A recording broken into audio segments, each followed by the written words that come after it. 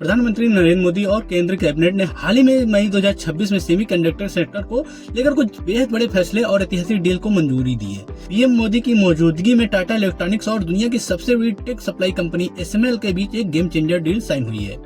अब एसएमएल दुनिया की इकलौती ऐसी कंपनी है जो एडवांस एआई चिप्स और स्मार्टफोन चिप्स बनाने वाली ईयूवी लिथोग्राफी मशीनें बनाती है। इस पार्टनरशिप के जरिए गुजरात के थोलेरा में बन रही भारत की पहली सेमीकंडक्टर फैब में करीब $11 बिलियन यानी कि देखेंगे तो 90,000 करोड़ रुपए की तकनीक और सपोर्ट दिया जाएगा।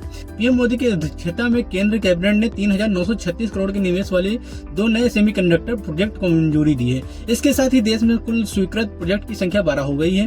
Crystal matrix limited Dholera Gujarat यह भारत की पहली commercial mini macro LED display facility होगी। यहाँ बनने वाले डिस्प्ले का इस्तेमाल टीवी, स्मार्टफोन, कारों के इन कार डिस्प्ले और स्मार्ट वॉच में किया जाएगा। सूची सेमीकॉन सूरत गुजरात यहाँ एक एडवांस ओएसएटी चिप पैकेजिंग और टेस्टिंग प्लांट लगाया जाएगा जो हर साल करीब 103 करोड़ चिप्स तैयार करेगा। इनका मोबाइल, ऑटोमोबाइल्स, गाड़ियों और इलेक्ट्रॉनिक सामानों में होगा।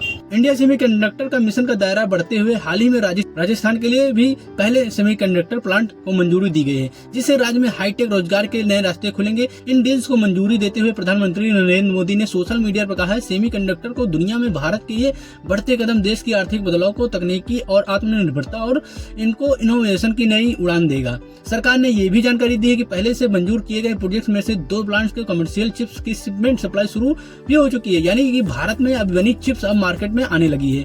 भारत में जिस प्लांट से चिप की कमर्शियल सप्लाई शुरू हुई है वो टाटा ग्रुप की यानी कि टाटा इलेक्ट्रॉनिक्स का प्रोजेक्ट है। टाटा इलेक्ट्रॉनिक्स ने बेंगलुरु के पास मौजूदा अपने एडवांस R&D और पायलट प्लांट को सेमीकंडक्टर चिप्स की पहली खेप व्यावसायिक रूप से बाजार में भेज दी है।